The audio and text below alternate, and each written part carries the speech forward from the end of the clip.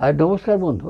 আজকে আমাদের এই যে পৃথিবী বা আমাদের এই যে শরীর যাকে বলে, এই বলি না যে আমরা পঞ্চভূত, পঞ্চতত্ত্ব, পাঁচভূত, চলতি কথায় যেটা বলে পাঁচ ভূতের ব্যাপার আর কি। তো এই পাঁচ ভূত বা পঞ্চতত্ত্ব কী এই সম্পর্কে একটুখানি জানাতে চাইছি। এই শরীর হচ্ছে, এই শরীরটাও আমাদের এই পঞ্চভূতের না হলে আমরা মানুষও নই, শরীর মানে আত্মাও নেই বা জীবও নই, ইত্যাদি ইত্যাদি যদিভাবে বলি না কেন। তো এই পঞ্চভূত কী কী আমরা সবাই জানি, যে ক্ষিতি, অপ, তেজ, মরুত, বোম। অর্থাৎ ক্ষিতি মানে মাটি, অপ মানে জল, তেজ মানে হচ্ছে সূর্য, অগ্নি, আর ক্ষিতি, অপ, তেজ, মরুত বাতাস, পবন, এয়ার যাকে বলে, আর ক্ষিতি, অপ, তেজ, মরুত, বোম, বোম অর্থে আকাশ। এই পাঁচটা হচ্ছে যে পঞ্চতত্ত্ব। আমরা পঞ্চতত্ত্ব আগেও আমি আলোচনা করেছি, আবারও একটু সামান্য মানে কী বলে উস্কানি দেওয়া যাকে বলে আর কি। এই সেইভাবে তো আমাদের এই যে শরীরটা, এই শরীরটা বা মনটা যাই বলে নিয়ে, শরীরের সঙ্গে মন, আত্মা ইত্যাদি সবই আমাদের মধ্যে ঢুকে আছে আর কি। এই সবই কিন্তু এই পঞ্চভূতের খেলা। অর্থাৎ এইবারে বলি যে আমাদের কোন কোন জিনিসগুলো কীভাবে আমরা পঞ্চভূতের প্রভাবে প্রভাবিত হই। এই যে কথা বলছি এটাও সেই পঞ্চভূতের প্রভাবেই আছি। এই কথা বলছি, যাচ্ছে শব্দ, এই হাওয়া, এটা তার তরঙ্গ দৈর্ঘ্য আছে, এ কথা আপনাদের কানে পৌঁছচ্ছে। ভায়া আর এক যন্ত্র আমার সামনে আছে। এই যে জিনিসগুলো, এই হচ্ছে সবই পঞ্চভূতের মায়া বা খেলা। তাহলে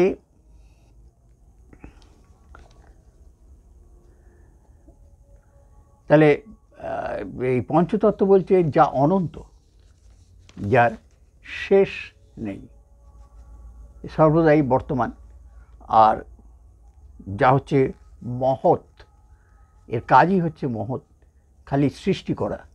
অবশ্য সৃষ্টি করা যেমন আছে, ধ্বংসটাও আছে। এই ধ্বংসটাও কিন্তু সেই সৃষ্টির পর্যায়েই পড়ে, কেন ধ্বংস না হলে কিন্তু সৃষ্টি হবে না, এটাও আমাদের ধরে নিতে হবে। ধ্বংসের মানে ধ্বংসের মধ্যেই সৃষ্টির বীজ লুকিয়ে থাকে আর কি, এটাই হচ্ছে ব্যাপার। আর হচ্ছে কি, এই পঞ্চভূত হচ্ছে, এটা হচ্ছে আমরা দেখি অন্ধকার। এই অন্ধকারে চোখ বুজলিয়ে আপনার সামনে বিভিন্ন ধরনের আলো ইত্যাদি ইত্যাদি আসবে। এই সম্পর্কে আমি অনেক ভিডিও দিয়েছি, আগামী দিনও দেওয়ার ইচ্ছে আছে, একটু মানে 19-20 করে আর কি। আগেরগুলোও দেখবেন এরকম ধরনের ভিডিও। আমার প্রত্যেকটা ভিডিও দেখবার জন্যই আপনাদেরকে অনুরোধ করছি বারবার, যে প্রত্যেকটা ভিডিওই দেখবেন, একদম নিচের থেকে নিয়ে সবগুলোই ভিডিওগুলো দেখবেন। তাহলে কিন্তু ঠিক আমি যেভাবে বক্তব্যগুলো রাখছি বর্তমানে, সেখানেও বলেছি একটু মানে এত সুন্দরভাবে, মানে সুন্দর মানে একটু কী বলে আলগা আলগাভাবে বেশ সুন্দরভাবে বুঝিয়ে যাকে বলে হয়, সেই সুন্দর কথাটাই এসে যাচ্ছে। তাহলে এইভাবে ওখানে হয়তো বলেনি, এটা বেশ বেবায়েত যেভাবে আর কি, তখন নতুন নতুন তো এটাই আর কি। এখন একটু সাবলীল হয়ে গেছি, কথা বলতে বলতে, দেখতে দেখতে আপনাদের আগ্রহে সাগ্রহে যাই বলিন না কেন। তা এখন সেই অবলীলাক্রমে ব্যাপারটা ঘটছে আর কি। তাই বলছে যে তাহলে পঞ্চভূত হচ্ছে অনন্ত, মহৎ এবং অন্ধকার। কী কী পঞ্চভূত? না, আকাশ, বায়ু, অগ্নি, জল, পৃথিবী। অনন্ত কেন বলা হচ্ছে? অনন্ত বলছে আমাদের আত্মা, এ অনন্ত, এর শেষ নেই। পৃথিবীতে যতই জীব আছে সবই, তাদের মধ্যে আত্মা বর্তমান। আমরা এই প্রসঙ্গে সে যে ধর্মীয় অবলম্বন করে থাকেন কেন, আমি এখানে ধর্ম কথাটা বলতে আসেনি, ব্যাপারটা হচ্ছে এটাই যে ধরনের মানুষ আসুক কেন, সে সবসময় চায় যে দেখুন আপনি একটা পিঁপড়েকেও যদি দেখে সাইকেল চালিয়ে যাচ্ছেন কি গাড়ি চালিয়ে, বিশেষ করে আমি সাইকেলের কথাই বলি বা হেঁটে যাচ্ছি, এরকম যদি সামনে একটা পিঁপড়ে রয়েছে, হয়তো আমি মারালাম না, তাকে পাশ কাটিয়ে চলে গেলাম। এই যে ভেতর থেকে যে বোধ শক্তি, এটা দয়ার, করুণা, যাই বলি না কেন, দুটো শব্দের মধ্যে অনেক ভ্যারিয়েশন আছে, তফাৎ আছে। এসব আলোচনা ওই জন্যই বারবার বলি, আপনার শোনো শব্দ যদি মনে জাগে আপনি প্রশ্ন রাখুন, আমি ওই একটা শব্দ নিয়ে আপনার 15-20 মিনিটের একটা ভিডিও দিয়ে দেবো একটা শব্দে। ঠিক আছে, হ্যাঁ, ব্যাপারটা তা নয়। আসুন, যত পারবেন আমার সঙ্গে থাকবেন, এগুলোকে যত সম্প্রচারিত করবেন, লাভ আমার নয়, লাভ আপনার এবং আপনার উত্তরপুরুষ, এই যে আমি উত্তরপুরুষের যেমন চিন্তা করছি এই ভিডিওগুলো দিয়ে তেমনি আপনারও এটা উচিত, এটা দেওয়া, এটা আপনার কর্তব্য, আমার যেমন কর্তব্য বলে আমি এটাকে মেনে নিয়েছি। তাহলে বলছে যে এই অনন্ত যাকে আত্মা বলা হয়,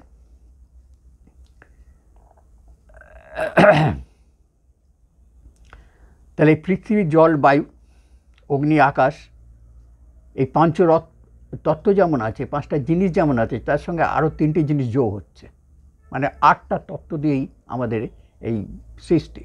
তা আর কি আছে না, মন, বুদ্ধি এবং অহংকার। তো এগুলো মিলে মোটামুটি 8টা প্রকৃতি। এসবই প্রকৃতির 8 তত্ত্ব। এসবের উৎপত্তি আত্মা অথবা ব্রহ্মের উপস্থিতির কারণ। আমি আগেও আমার ভিডিওতে বলেছি যে ব্রহ্মা, বিষ্ণু, মহেশ্বর, যে আমরা ছবি টবি দেখি বিভিন্ন রাস্তা যেতে গিয়ে বড় গাছতলায় হোক, অশোক গাছতলাই হোক, অশ্বত্থ গাছতলাই হোক, করে নাম করে একটু মাথা ঢুকে দিলুম ব্রহ্মা, বিষ্ণু, মহেশ্বর। ব্যাপারটা ব্রহ্মা, বিষ্ণু, মহেশ্বর তা নয়, বুঝতে হবে আগে। আমি আগেই বলেছি এই ব্রহ্মা, বিষ্ণু, মহেশ্বর আমাদের 3টে ভাগ। আমাদের শরীরের 3টে ভাগ হচ্ছে এই মারাত্মক জিনিস, এইখানেই ব্রহ্মা, বিষ্ণু, মহেশ্বর। আমি আগেও ব্যক্ত করেছি, বলেছি, আবার বলে দিই এই মুহূর্তে, যে এই কণ্ঠনালীর থেকে নিয়ে এই মস্তক পর্যন্ত এইটা হচ্ছে আমাদের ব্রহ্মা, যিনি সৃষ্টি করছে। এইটা হচ্ছে সৃষ্টিস্থান। কি কেন সৃষ্টিস্থান চিন্তা করে দেখুন, আমাদের মধ্যে মগজ আছে, চিন্তা ভাবনা করছি। আমার একটা জিনিস, আমি একই পড়া বা একই বই আমিও পড়ছি, আপনিও পড়ছেন, হয়তো লাখ লোক পড়েছে, কিন্তু প্রত্যেকের মতামত সমান হয় না। এটাই হচ্ছে, এইখানেই হচ্ছে সৃষ্টির ব্যাপার।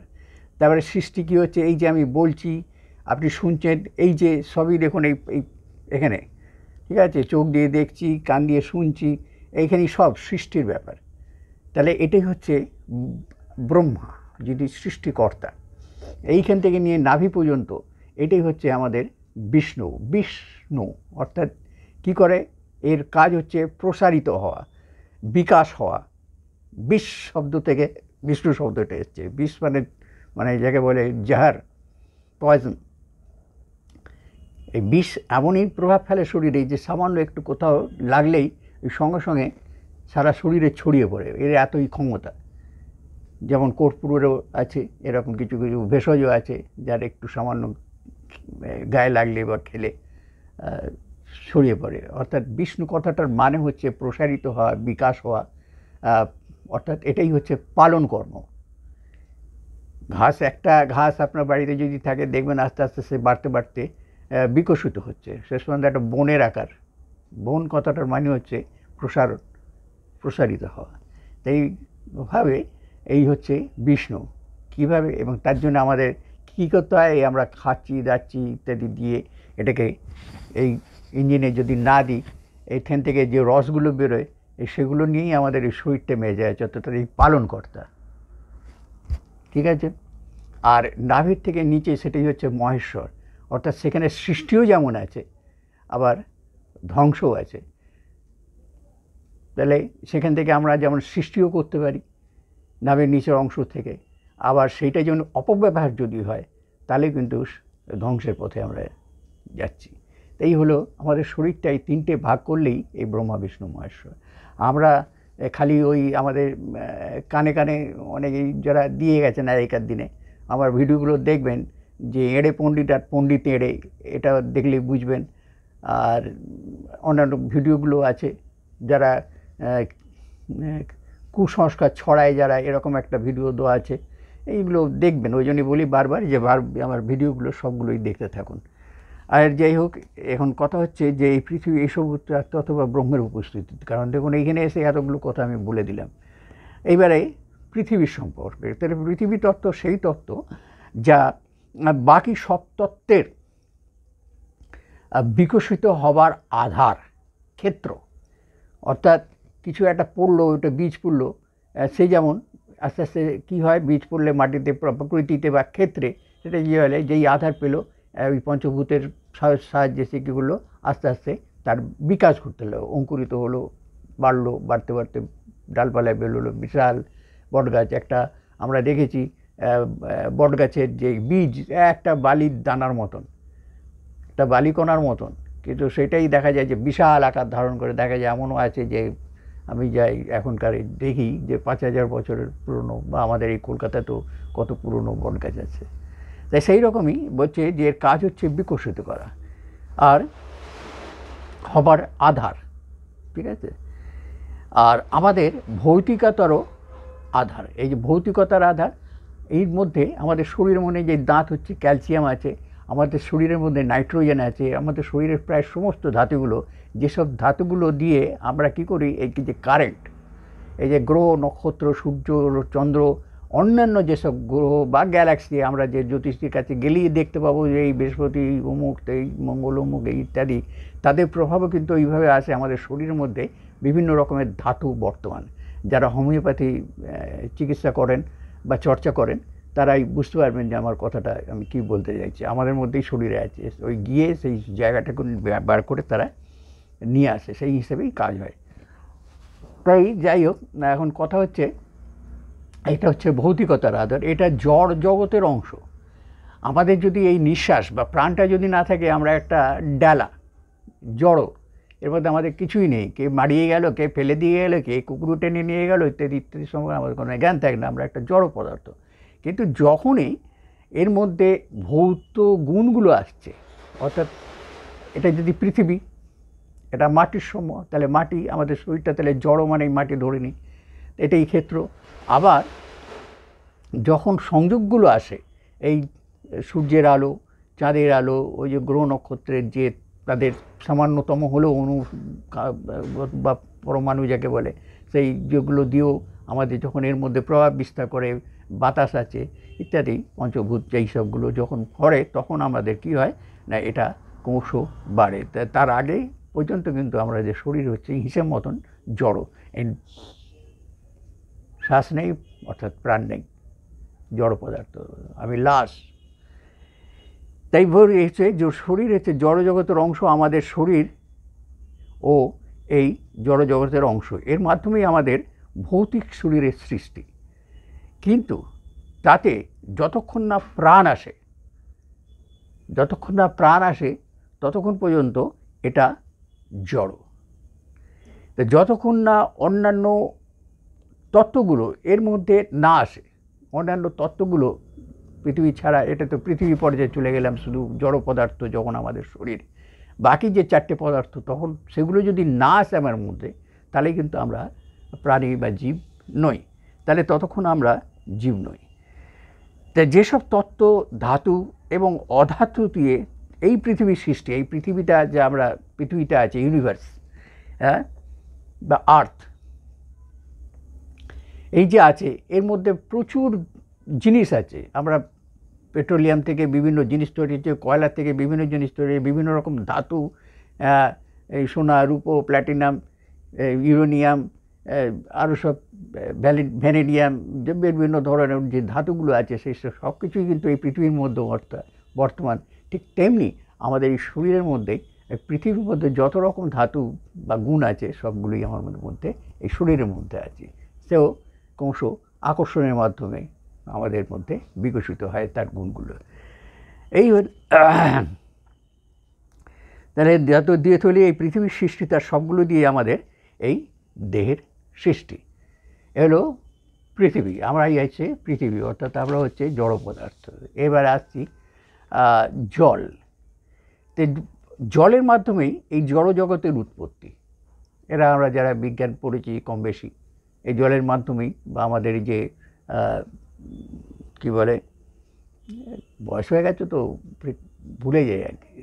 এই ব্যাপার হচ্ছে যে এইগুলো ওই যে দশাবতার, ঠিক আছে, এই দশাবতারের যে ক্রম পর্যমান, বা যেগুলো ডারউইন সাহেব আমাদের বলে গেছেন আর কি।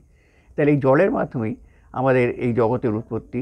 তাহলে যেমন পৃথিবীতে সবচেয়ে বেশি জল বিদ্যমান, আমরা দেখি পৃথিবীতে কে আছে, জলের ভাগ বেশি, এই সমুদ্র, এই মহাসমুদ্র ইত্যাদি ইত্যাদি, এর ভাগ বেশি।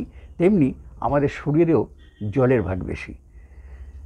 যত রকম তরল পদার্থ আমাদের শরীরে, যত রকম তরল পদার্থ আছে, রক্ত বলুন, মজ্জা বলুন, বীর্য বলুন ইত্যাদি, যেসব তরল পদার্থ আছে সেগুলোই হচ্ছে জলের ভাগ বা জলের পরিমাণ।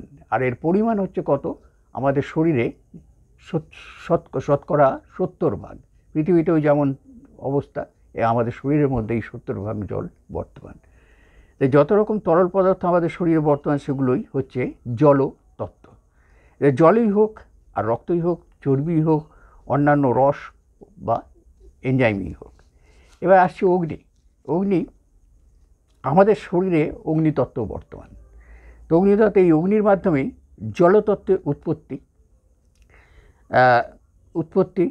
এই অগ্নির কারণেই আমরা চলায়মান। আমরা যে চলছি, হাঁটা চলা চলছি, শুধু হাঁটা চলা নেই, যে চলায়মান বলতে সব কিছুই বোঝা যায়, হাত নাড়ছি, কথা বলছি, দেখছি, শুনছি, এইসব এইটাই হচ্ছে চলায়মান অবস্থা। পায়ে হেঁটে চলছি সেটা চলায়মান নয়, আমার মস্তিষ্কও চলছে, এটাও সেই চলায়মান। তাই এই চলায়মান থাকছে এর অগ্নির কারণে।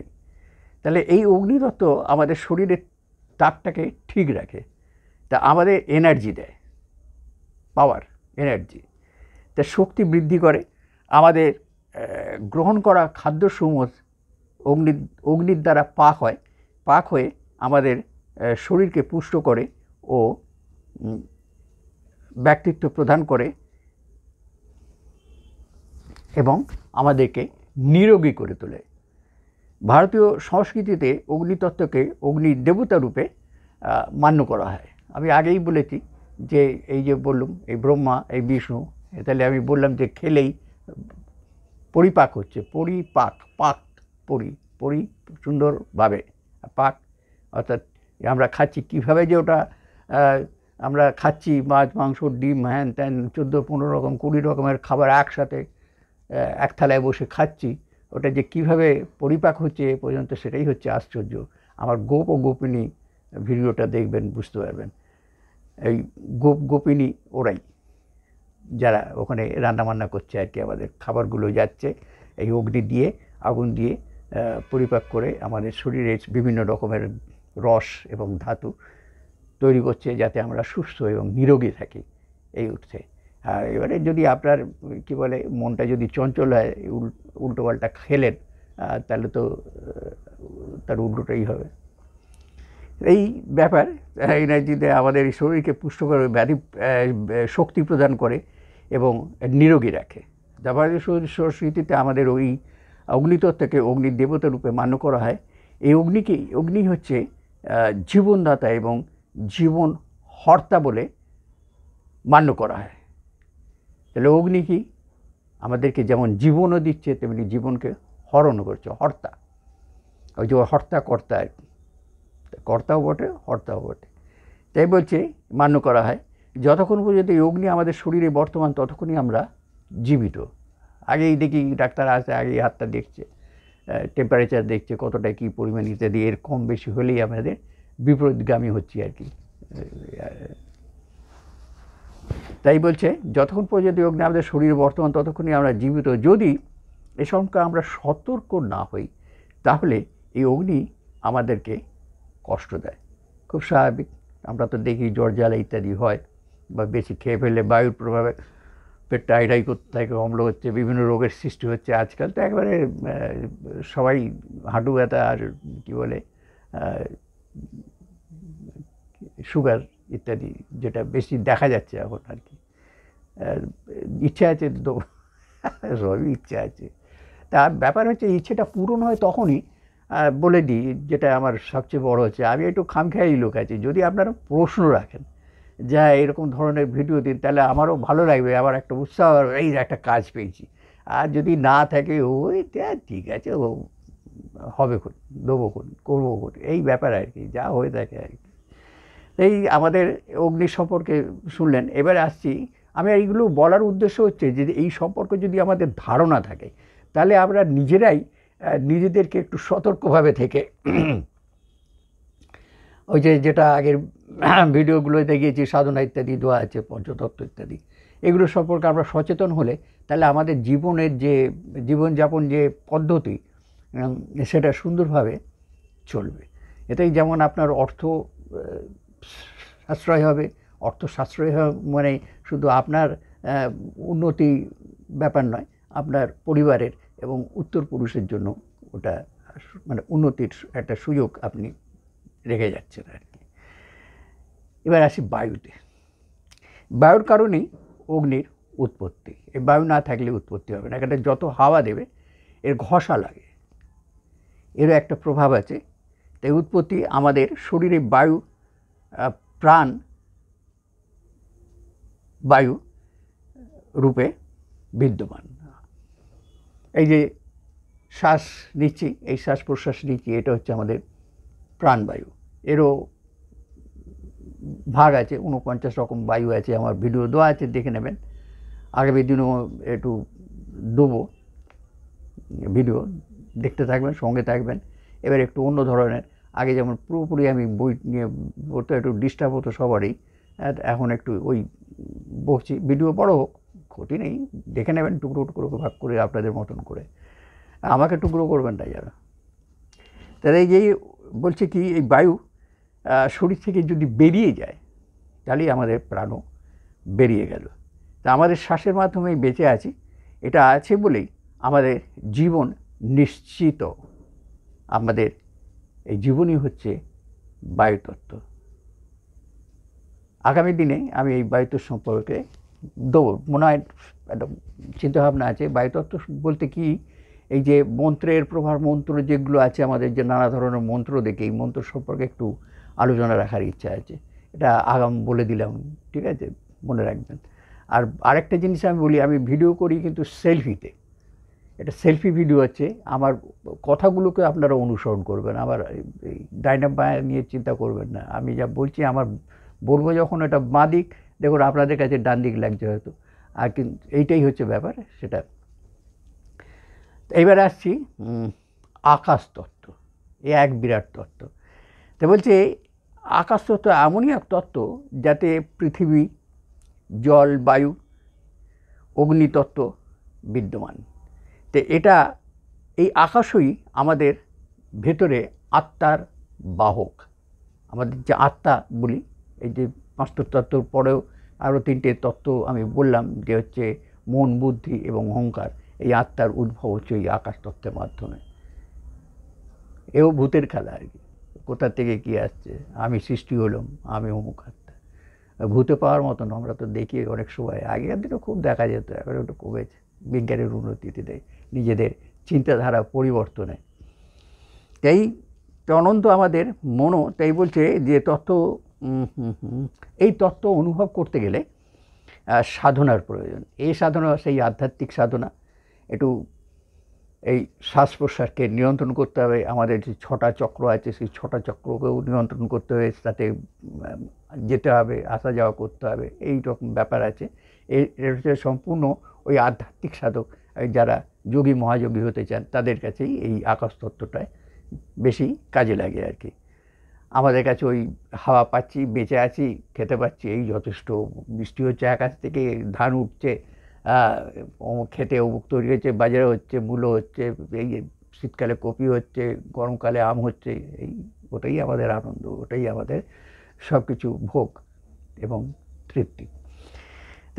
তাই বলছে যে এই আকাশতত্ত্ব অভৌতিক রূপে আমাদের হচ্ছে মন। দেখুন, এটা ভৌতিক নয়, এই মন। কারণ এই ভৌতিক নয়, আমাদের শরীরে বর্তমান, কিন্তু কী হচ্ছে, এটা আমরা যেমন 5 ভূতের ভূত, তেমনি এটা কিন্তু মনটা সম্পূর্ণ, এই আত্মা, মন এবং অহংকার, এগুলো সবই ওই আকাশীয় তত্ত্ব। এটা বাইরের থেকে আসছে। আর যার ফলে মনের প্রচণ্ড গতি। আমি এক্ষুনি চিন্তা করি, আমি লন্ডনের ছবি দেখছি, বসে আছি, এই আমি চিন্তা করছি আমি অমুক জায়গায় আছি, এই আপনার দরজায় পৌঁছেছি, আপনার সামনে বসে আছি। এটা মনে করা নেয়, বাস্তবিকই তাই ঘটছে, তাই নয় কি? যতবার আপনি আমার সামনে বসবেন ততবার এই ঘটনাই ঘটবে। তা আকাশ যেমন অনন্ত, আমাদের মনও তেমনি সীমাহীন। তো ঠিক সেই রকমই আমাদের মনে সুখ দুঃখ আছে, আবার কখনো কখনো শান্ত অশান্ত ব্যাপারও থাকে। সুখ থাকলে বেশ শান্ততা, চোখ বুজে মনের আনন্দ যাকে বলে, আবার দুঃখ হলে তেমনি কষ্ট, অশান্তি ইত্যাদি থাকে। তো এগুলো সব অনুভব প্রবণ। আর এই মনই হচ্ছে আকাশতত্ত্বরূপে আমাদের শরীরে বর্তমান। এই 5 তত্ত্ব সবই আমাদের শরীরে বর্তমান। কোনো একটা যদি না থাকে তাহলে অন্যগুলো থাকবে না। এক বিরাট ব্যাপার, তাই না? তাই বলছে থাকবে না। তো যে ব্যক্তি এই পঞ্চতত্ত্বকে, এবার মন দিয়ে শুনুন কেন আমার এই ভিডিওটা দেওয়ার উদ্দেশ্য, এই পঞ্চতত্ত্বকে সম্মান জানায়, সে পৃথিবীতে নিরোগী হয়ে বসবাস করে। একে আয়ত্ত করতে গেলে যোগ সাধনার প্রয়োজন, আধ্যাত্মিকতার প্রয়োজন। প্রয়োজন যা আসার জন্য যেমন একটা দরজা থাকে, ভেতরে যাব ভেতরে আসব, এই দরজাটাই হচ্ছে যে যদি আপনি বন্ধ করে রাখতে চান তাহলে এই যোগ সাধনা হচ্ছে সেরকম। এই যোগ সাধনটা বা আধ্যাত্মিক সাধনা এটাও হচ্ছে ওই একটা দরজার মতন। আপনি যদি দরজার ভেতরে থাকেন, করব না, যাব না, তাহলে ওই দরজার ভেতরে আপনি একটা বদ্ধ পুরুষ থাকছেন। এবং যদি পূর্ণ পুরুষ হতে চান, মানে ব্যক্তিত্ব, তাহলে আপনি ওই দরজার বাইরে, অর্থাৎ এই যোগ সম্পর্কে আপনাকে জানবার জন্যে পাটাকে আপনার চৌকাঠ ডিঙোতে হবে। অর্থাৎ এইটাই হচ্ছে এই মনের দরজা, হচ্ছে এই ব্যাপার। ঘুমঘাটকে পট খোল তোহে পিয়া মিলেঙ্গে, তাই তো? অর্থাৎ আমাদের এই মনের আগুল, মনের পর্দা, মনের দরজা যতক্ষণ না আমি খুলব ততক্ষণ পর্যন্ত কিন্তু আমরা কিছু দেখতেও পাবো না, বুঝতেও পারবো না আমার সামনে কে বসে আছে, প্রিয় না অপ্রিয়। এই হচ্ছে যা আমার জন্য দরজার প্রয়োজন, তেমনি যোগ সাধনা হচ্ছে একটা দরজার মতন কাজ করে। আপনি বন্ধ থাকতে চাইলে বন্ধ থাকুন, আবার বেরোতে চাইলে দরজা খোলা রাখতেই হবে। আর এটাই স্বাভাবিক। অর্থাৎ আপনি অনুভূতি, উপলব্ধি, জ্ঞান ইত্যাদি চাইলে আপনার দরজাকে খোলা রাখতে হবে। আর শুধু তাই নয়, পথ চলার অভ্যাসটাকেও রাখতে হবে। পথ চলতে হবে। দরজা যেই খুললেন, ওই গিয়ে খুলেই দাঁড়িয়ে রইলাম তা নয়, আস্তে আস্তে পথ চলতে হবে। 1 পা 2 পা ক্রমশ আপনাকে এগিয়ে যেতে হবে। আর করতে হয় আমি তখনই হবে, শুধু তাই নয়, পথ চলার অভ্যাসও করতে হবে। আমি তখনই মানুষ যখন আমি নিজেকে এবং সমগ্র বিশ্বের মানবতাকে সম্ভাবনার পথ দেখাতে পারবো এর মাধ্যমে। যদি আমি বা আপনি এই গূঢ় রহস্যময়ী উপাদানগুলো পেতে না চান, তাহলে আকাশতত্ত্ব সম্পর্কে আপনাকে চিন্তা করার কোনো প্রয়োজন নেই। তাহলে 5 তত্ত্বের মধ্যে আমাদের শরীর, আকাশ হচ্ছে 6% অর্থাৎ 6%, আর জল হচ্ছে 72%, পৃথিবী বা মাটি হচ্ছে 12%, আর বায়ু হচ্ছে 6%, আর বাকি হচ্ছে 4%। তাহলে আকাশ, জল, পৃথিবী, মাটি, বায়ু এবং অগ্নি 4%। তাই বলছে যে আকাশতত্ত্ব ছাড়াও আমাদের জীবন চলে, খুব সাধারণভাবে চলে যাবে, বলেছি আগেই।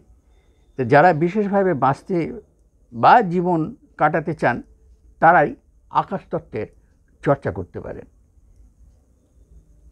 এই যে সামনে বসে আছি, একটু আধটু চর্চা করেছি বলেই আপনার সামনে এসে বসবার মতন আশীর্বাদ আমি আমার মা বাবা এবং আমার নিজের যে আত্মা তার কাছ থেকে আমি পেয়েছি, পরমাত্মার কাছ থেকে পেয়েছি। আমি তো পরমাত্মার আত্মা, তারই সন্তান, এটাই তো ব্যাপার। তাই এদের সমানুপাত, অর্থাৎ এই যে পঞ্চভূত বা 8 প্রকৃতি বা পঞ্চপ্রকৃতি বা 8 প্রকৃতি যাই বলুন, এর মধ্যে যে কোনো জনই এক সমানুপাত, মানে যার যতটুকুন দরকার সেইটুকুন না হলে, ওই যে কেন পার্সেন্টেজের কথা বলা হলো, অর্থাৎ আমাদের শরীরে 6%, আকাশ 6%, জল 72%, অর্থাৎ 872 থেকে যখন কমে যাবে জলের ভাব বা কমে যাবে, তখন আমাদের শরীরে বিভিন্ন রকম রোগের দেখা দেবে বা বিভিন্ন রকম অসুবিধে ভোগ করব। আবার এর থেকে যখন বেশি হবে তখনও কিন্তু সেই তার প্রভাব আমাদের মধ্যে পড়বে, আমাদের কষ্ট হবে, শরীরে দুর্ভোগ আসবে ইত্যাদি। তেমনি এই পৃথিবীর মাটি 12%, এই 12%কেও যদি আমরা ঠিক মতন মানে এই সামঞ্জস্যটা যদি বজায় না থাকে, এই 12%ই যদি থাকে, তাহলে ওকে একদম আমরা ঠিক আছি, পেট বিন্দাস। আর যেই এর চেয়ে কমে যাবে তখনই আমাদের মধ্যে বিভিন্ন ধরনের রোগের সৃষ্টি হয়। 12 থেকে যেই কমে আসবে 9, 10 ইত্যাদি, বা আরও কমে যদি হয় তো আরও সেরকমই মারাত্মক রোগের সৃষ্টি হবে। আবার তার চেয়ে বেশি যদি হয়ে যায় তাহলেও সেই, সুতরাং এটাকে ব্যালেন্সড বলা হয়, সমানুপাত। এইটা আমাদেরকে রাখবার জন্যেই আমাদেরকে চেষ্টা করতে হবে, আর সেই জন্যই হচ্ছে আমার এই ভিডিওটা দেওয়া। তাই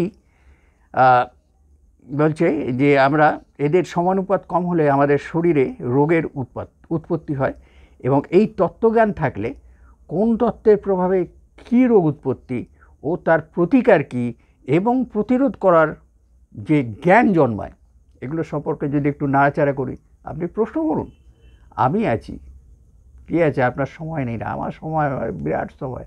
এই সময় আছে বলেই দুমদাম করে ভিডিও দিচ্ছি, কথা বলছি, এই যে যত পাচ্ছি খালি লিয়াও বই লিয়াও, এই আর কি। এখন একটু অসুবিধা হয়ে গেছে চলাফেরার, বয়সের ব্যাপারে। আগে লাইব্রেরি দৌড়োদৌড়ি করতো, এখন আর দেখি এই যে ছোটো জিনিসটা আপনার সামনে রাখা আছে, এই আমাকে অনেক কিছু দেয়। তাই হোক, এরকম ব্যাপার। তাই এবং এইগুলোকে, এই যে জ্ঞানগুলো জন্মায়, এই পার্সেন্টেজের ব্যাপারে কম বেশি হয়, যে বিভিন্ন রোগ হয়েছে, তো উৎপত্তি হচ্ছে, তার প্রতিকার কী, প্রতিরোধ কত, প্রতিরোধটাও ব্যাপার আছে, তাই তো, যাতে না হয়। তাই সেই রকম এটা যেমন আমাদের সম্পর্কে জ্ঞান জন্মায়, আবার সঠিক বুদ্ধি দিয়ে এটাকে আমরা কম বেশি করতে পারি। বেশি হয়ে গেলে কম করবো, বা কম থাকলে তাকে বেশি করবে, এটাই হচ্ছে ব্যাপার। আর এই জন্যই আমার এই ভিডিওটা দেওয়া। আপনাদের প্রশ্ন আমি সবসময় চাইছি, দেখুন এর মধ্যে কিন্তু অনেকগুলো প্রশ্ন লুকিয়ে আছে, আপনি করুন, আমি আছি। তাহলে ওই ঢিলেমি আমার, আজকে একরকম ভিডিও দিচ্ছি, কালকে একরকম দিচ্ছি, এই আর কি। বুঝতেই পারেন যারা ভিডিও দেখেন, প্রশ্ন রাখুন, আপনারও ভালো লাগবে, আমারও ভালো লাগবে। এই কার জন্য করছি? আপনার জন্য, আমার জন্যে, আমাদের উত্তরপুরুষের জন্য, সবার জন্য। আর কি, তা যেসব রোগের তাকে আমরাও এইসব বিভিন্ন ধরনের যে রোগ, এগুলোকে আমরা নিবারণ করতে পারবো। তাতে একটু, তো বন্ধুরা আসুন আমরা সবাই সবার সঙ্গে হাত মিলিয়ে চলি, এটাই আমাদের উদ্দেশ্য এবং এটাই আমাদের ধর্ম। আমরা ধর্ম কথাটাকে বেশ অন্যভাবে নিয়ে যেতে চাই, সেটা হচ্ছে অন্য জিনিস। এই ধর্ম হচ্ছে এটাই যে আপনি, আপনার সামনে বসেছি, আপনাকে কিছু দিলে আমি যে কিছু পাবো, এটাও যেমন আমার আশা নেই, আবার তেমনি আপনি আমাকে কিছু দেবেন বা আমি সেটা নিয়ে নেবো, এটাও তেমনি আমার ব্যাপার নেই। এটাই হচ্ছে ব্যাপার। আমি খালি দিয়ে যাই, যত পারি দিয়ে যাই। আরে দেনেওয়ালা কই নেই, আমি লেনেওয়ালা, আমি দেনেওয়ালা, আমি ঈশ্বর, আমি সব। তো বন্ধুরা সঙ্গে থাকবেন আর সাবস্ক্রাইব করবেন। এটা এইসব ভিডিওগুলো, এইসব যে জিনিসগুলো দিচ্ছি, যেসব তথ্যগুলো, আবার বলি, প্রশ্ন রাখবেন যে কোনোভাবেই। আমি শব্দ রাখবেন প্রশ্ন হিসেবে, আর এইসব যে তথ্যগুলো দিয়ে সম্পর্কেও প্রশ্ন করুন।